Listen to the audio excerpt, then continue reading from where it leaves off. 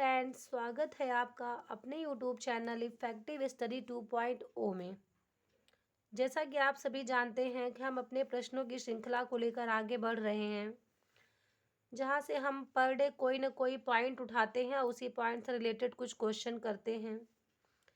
आज मैंने सिलेक्ट किया है आवासीय भूमिखंड का चयन पॉइंट, जो कि आप जानते हैं फ्रेंड्स, ये एक इम्पॉर्टेंट हिस्सा है हमारे पेपर का, क्योंकि इससे क्वेश्चन हमने देखा है और देखने को मिलता है और ये नहीं कहा जा सकता कि फ्यूचर में देखने को नहीं मिलेगा। तो आइए इसी से कुछ क्वेश्चन देखते हैं फ्रेंड्स। आई होप कि ये फ्रेंड्स ये जो क्वेश्चन है कुछ हेल्प करें। देखिए, क्वेश्चन नंबर 1 क्या कहता है? आवास सदैव होना चाहिए। आवास सदैव कैसे क्षेत्र में होना चाहिए? ऑप्शन ए शांत क्षेत्र में, ऑप्शन बी रेलवे स्टेशन के निकट, ऑप्शन सी सिनेमा घर के निकट, या ऑप्शन डी बस अड्डे के निकट। तो जैसा कि आप जानते हैं, ये क्वेश्चन का आंसर तो आई थिंक देख के ही सभी ने लगा लिया होगा अंदाजा कि option A is the correct answer, कि शांत क्षेत्र में। आवास कभी भी रेलवे स्टेशन के पास और सिनेमा घर के पास और बस अड्डे के पास नहीं होता, क्योंकि फ्रेंड्स आप जानते हैं कि पहले का टाइम था जब पहले मकानों का चयन किया जाता था, तो पहले ये चीज़ें नहीं होती थी कि हमें क्या क्या देखना है। पहले बस ये था कि हमें अपनी शारीरिक सुरक्षा करनी है, वह चाहे मौसम से हो चाहे जानवरों से हो। उन्हें बचाने के लिए एक था कि हमें एक मकान चाहिए, या पहले के लोग आप देखते थे झुग्गी झोपड़ियाँ बना के रहते थे। लेकिन आज के टाइम पे मकान बनाने का एक मानसिक प्रोसेस भी है कि मतलब मकान बहुत सारी बातों को लेकर के बनाया जाता है। तो इस चीज़ को देख के देखिए, इसका ऑप्शन ए जो है वो करेक्ट आंसर है। बढ़ते हैं अपने नेक्स्ट क्वेश्चन नंबर 2। मकान बनाने के लिए उपयुक्त नहीं है। तो मकान बनाने के लिए उपयुक्त क्या नहीं है? यहाँ पर देखिए ज़मीन की बात हो रही है कि मकान बनाने के लिए कैसी ज़मीन उपयुक्त नहीं है। ऑप्शन ए दलदली एवं चिकनी भूमि, ऑप्शन बी रेतीली भूमि, ऑप्शन सी पथरीली भूमि, एंड ऑप्शन डी कंकरीली भूमि। तो देखिए ऐसा है फ्रेंड्स कि रेतीली भूमि और पथरीली भूमि और कंकरीली भूमि, ये तीनों तो लगभग एक जैसे ही लग रहे हैं। इसलिए ये तीनों जो होते हैं मकान बनाने के लिए बिल्कुल एग्जैक्ट उपयुक्त जमीन होती है। लेकिन जो दलदली और चिकनी भूमि होती है ये उपयुक्त नहीं होती। क्यों नहीं होती? क्योंकि ये जो दलदली और चिकनी मिट्टी की जमीन होती है फ्रेंड्स, उसमें आप जानते हैं इसमें सीलन अधिक होती है, क्योंकि ये पानी को बहुत ज़्यादा ऑब्जर्व नहीं कर सकता, ये पानी को बहुत कम सोखता है। तो जब ये पानी को नहीं सोखेगा तो जाहिर सी बात है घर में हमेशा सीलन बनी रहेगी, तो वह घर बहुत टिकाऊ नहीं हो सकता। लेकिन ये जो रेतीली पथरीली और कंकरीली भूमि होती है, यह पानी को अपने अंदर ऑब्जर्व कर लेती है। पानी को ऑब्जर्व करने के बाद ये बिल्कुल क्लियर हो जाती है, इसलिए यहाँ पर इसकी जो मकान की नींव होती है वो बिल्कुल मजबूत हो जाती है। तो मकान के टिकने के चांसेस जो होते हैं बहुत ज़्यादा होते हैं। इसलिए इन मिट्टी की ज़मीनों को मकान बनाने के लिए उपयुक्त माना जाता है। देखते हैं क्वेश्चन नंबर 3। मकान की दिशा होनी चाहिए। तो मकान की दिशा कैसी होनी चाहिए? उत्तर पूर्व, पूर्व पश्चिम, दक्षिण पूर्व, या दक्षिण पश्चिम। तो हम ये जानते हैं कि जो हम मकान बनाने के लिए अगर दिशा को देखते हैं फ्रेंड्स, तो ये हम सूर्य की दिशा को देख करके ही देखते हैं कि मतलब सूर्य का प्रकाश कैसे किस डायरेक्शन से प्राप्त हो रहा है। लेकिन फिर भी जो बेस्ट मानी जाती है मकान की दिशा, वो एग्जैक्ट पूरब और पश्चिम होती है friends. Next question, question number 4।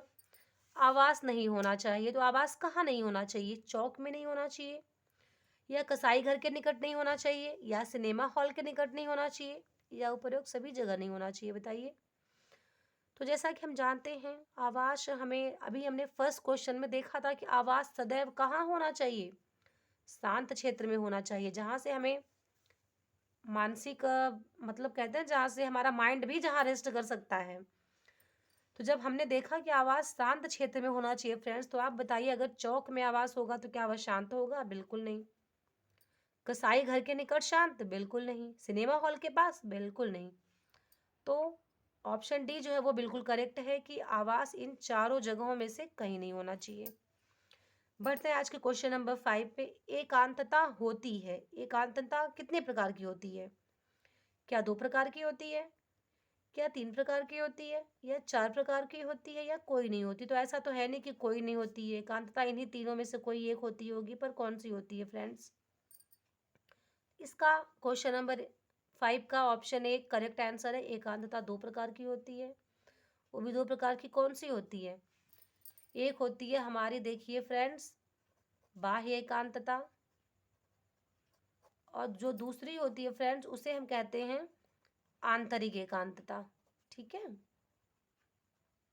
अब चूंकि हम थ्योरिकल बेस पे तो पढ़ते नहीं है, वरना मैं आपको ये बाह्य एकांतता और आंतरिक एकांतता बताती है क्या होते हैं, लेकिन चूंकि हम थ्योरी क्लास हमारी नहीं होती, इसलिए हम क्वेश्चन को ही जहाँ तक हो सकता है अपने डिफाइन कर सकते हैं। चलिए बढ़ते हैं हम अपने क्वेश्चन नंबर 6 की तरफ। देखते हैं क्वेश्चन नंबर 6 हमारा क्या कह रहा है।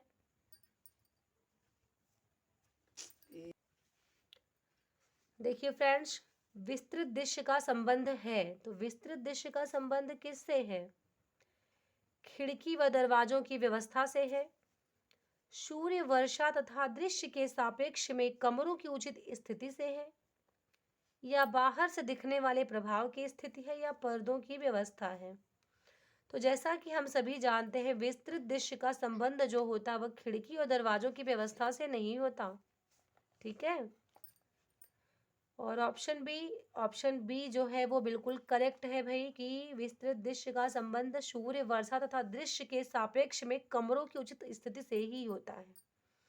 और बाहर से दिखने वाले प्रभाव की स्थिति, देन पर्दों की व्यवस्था नहीं, ऐसा कुछ नहीं है, ऐसा नहीं होता फ्रेंड्स।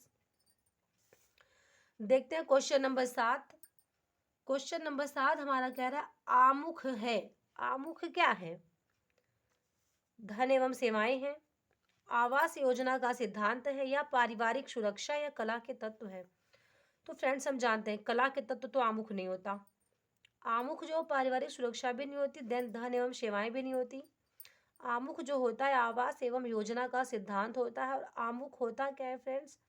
हमारे घर का, जो हम घर बनवाते हैं उसका जो प्रवेश द्वार होता है उसी को आमुख कहा जाता है। देखते हैं क्वेश्चन नंबर 8। उत्तर दिशा में बना मकान होता है। तो उत्तर दिशा में बना मकान कैसा होता है बताइए? सर्द एवं ठंडा होता है, गर्म एवं उष्ण होता है, संतुलित होता है, या उपर्युक्त सभी होता है। तो उत्तर दिशा में बना मकान जो होता है फ्रेंड्स वो सर्द एवं ठंडा होता है, क्योंकि यहाँ पर सूर्य की किरणों का, जो सूर्य का प्रकाश होता है बिल्कुल सीधे नहीं नहीं पड़ता, इसलिए यहाँ पर जो मकान होते हैं इस दिशा में वे ठंडे होते हैं। अब देखिए क्वेश्चन नंबर 9। मध्यम वर्गीय परिवार के लिए भूखंड का चुनाव करते समय किन बातों पर ध्यान देना चाहिए? मध्यम वर्गीय बोले तो मीडियल कैटेगरी, जिसे हम बोलते हैं मीडियम कैटेगरी। मध्यम वर्गीय परिवार के लिए भूखंड का चुनाव करते समय हम किस पर ध्यान देंगे? भौतिक एवं स्वास्थ्य सुविधा पर, वर्तमान एवं भावी आवश्यकता पर, शिक्षा चिकित्सा एवं परिवहन की सुविधा पर, या उपयुक्त सभी पर। तो इसमें हमें ज़्यादा सोचना नहीं है फ्रेंड्स, उपयुक्त सभी पर ध्यान देंगे हम। अब मिडिल फैमिली क्या, किसी भी फैमिली के लिए अगर भूखंड का चुनाव किया जाता है तो सभी तो यही चीज़ें देखते हैं। ऐसा थोड़ी है कि मिडिल कैटेगरी ये देखती है तो हाई कैटेगरी कुछ और देखती है। ये ऐसी सुविधाएं हैं फ्रेंड्स जो सभी को चाहिए। देखते हैं आज का क्वेश्चन नंबर 10। क्वेश्चन नंबर 10 हमारा क्या कह रहा है? मकान का चुनाव करते समय किन बातों पर ध्यान देना चाहिए? तो हम किन बातों पर ध्यान देंगे मकान के सिलेक्शन में? परिवार के आय के सदस्यों की संख्या पर, मतलब परिवार की आय और उनके सदस्यों की संख्या पर, सदस्यों की रुचियां तथा व्यवसाय पर, रहन सहन की आदतें एवं परिवार की भावी योजनाओं पर। तो फ्रेंड्स देखिए मकान का चुनाव करते समय हम इन सभी पॉइंट्स पर ध्यान देंगे, इसलिए इसको ऑप्शन डी उपयुक्त सभी करेक्ट ऑप्शन है। देखते हैं क्वेश्चन नंबर 11। मकान योजना में आमुख का अर्थ क्या है? देखिए अभी हमने पीछे पढ़ा था ना कि आमुख क्या है, सिद्धांत है कि क्या है, तो हमने देखा। अब यहाँ पर देखिए वही क्वेश्चन आ गया कि आमुख मकान योजना में आमुख क्या होता है। तो मैंने आपको बता ही दिया था उसमें जो आमुख होता है वह प्रवेश द्वार होता है। भूमि की दिशा, केंद्र बिंदु, जलवायु, ऐसा कुछ नहीं है, प्रवेश द्वार होता है। क्वेश्चन नंबर 12 देखिए, सही आमुख प्रभावित होता है। अब जैसा कि आपने जान लिया कि आमुख जो है प्रवेश द्वार है, तो सही मतलब प्रवेश द्वार किससे प्रभावित होता है? क्या सूर्य की दिशा से प्रभावित होता है? जी हाँ, होता है। क्या वर्षा की दिशा से? जी हाँ, बिल्कुल इससे भी होता है। क्या भूखंड की स्थिति से? बिल्कुल इससे भी होता है। इसका मतलब ये तीनों से होता है, तो ऑप्शन डी जो है ये करेक्ट ऑप्शन है। Question number 13। गर्म जलवायु वाले प्रदेश में मकान का आमुख होना चाहिए। गर्म जलवायु वाले प्रदेश में मकान का आमुख होना चाहिए। कहाँ होना चाहिए? अगर गर्म जलवायु का प्रदेश है तो जो मकान का आमुख मतलब मकान का प्रवेश द्वार, क्या पूर्व की ओर या पश्चिम की ओर या उत्तर की ओर या दक्षिण की ओर? तो फ्रेंड्स अभी हमने पढ़ा है कि जो भी है, जो मकान के आमुख होते हैं या मकान का जब हम सिलेक्शन करते हैं तो वहाँ पर वहाँ का सूर्य का प्रकाश और जलवायु, वहाँ का टेम्परेचर, क्या हम सब कुछ देख के अपने मकान का सिलेक्शन करते हैं। तो अगर हम गर्म जलवायु में हैं फ्रेंड्स, जो हमारे मकान का आमुख होगा वह सदैव दक्षिण की ओर होना चाहिए। क्यों? क्योंकि यहाँ पर दक्षिण की दिशा में सूर्य का प्रकाश सीधे नहीं पड़ता, जिससे यहाँ पर जो गर्मी है वह गर्मी थोड़ी कम हो जाती है। ऐसा नहीं है कि पड़ती नहीं है, लेकिन हाँ कम हो जाती है। अगर हमारा आमुख पूर्व या पश्चिम या उत्तर की ओर होगा तो हम एक तो हमारी गर्म जलवायु, दूसरे हमारा मकान और भी गर्म हो जाएगा। इसलिए दक्षिण की ओर जब हम बनवाते हैं तो ये मकान हमारा ठंडा होता है। इसलिए गर्म जलवायु में मकान का आमुख जो है सदैव दक्षिण की ओर करना चाहिए। आइए देखते हैं क्वेश्चन नंबर 14। क्वेश्चन नंबर 14 क्या कह रहा है फ्रेंड्स? मकान की योजना को प्रभावित करने वाला कारक है। मकान की योजना को कौन सा कारक प्रभावित कर सकता है? तो क्या प्रभावित करेगा बताइए? आमुख, जो कि हमने पढ़ लिया। समूहीकरण, संवहन या उपयुक्त सभी। तो देखिए फ्रेंड्स, ऐसा है मकान की योजना को ये सभी कारक प्रभावित करते हैं। आमुख भी करता है, ये भी समूहीकरण भी करता है, देन संवहन भी। इसलिए option D is a correct option. Question 15 देखिए क्या कह रहा है कि भूखंड खरीद कर मकान बनवाने से लाभ है। कि अगर हमने जमीन का चयन किया किसी, उसको खरीद कर मकान बना, तो उससे क्या लाभ होता है? अभी बताइए। क्या हमें आत्मसंतुष्टि मिलती है? हाँ मिलती है। क्या अधिकतम सुविधाओं की प्राप्ति हो जाती है? बिल्कुल हो जाती है। क्या धन की बचत होती है? हाँ होती है। तो इसका मतलब ऑप्शन डी करेक्ट है। क्वेश्चन नंबर 16 देखिए, किराए के मकान से लाभ नहीं है। मतलब किराए के मकान से लाभ नहीं है, मतलब कि किराए के मकान से हमें कौन सा लाभ ऐसा जो नहीं प्राप्त होता? बताइए। तो आरंभिक कम व्यय, तो सही है कि आरंभिक कम व्यय होता है, ये लाभ तो हमें मिलता है। ढूंढने में असुविधा, ये भी लाभ हमें मिल जाता है। ये भी किराए के मकान का है भाई, कि ढूंढने में सुविधा जो है वो ठीक है। देन पूंजी की बचत, ये भी है। लेकिन जो अधिक गतिशीलता, ये किराए के मकान का लाभ नहीं है फ्रेंड्स, ये अधिक गतिशीलता नहीं होती। तो इसका ऑप्शन सी है जो करेक्ट ऑप्शन हो जाएगा। क्वेश्चन नंबर 17, मकान खरीदना चाहिए।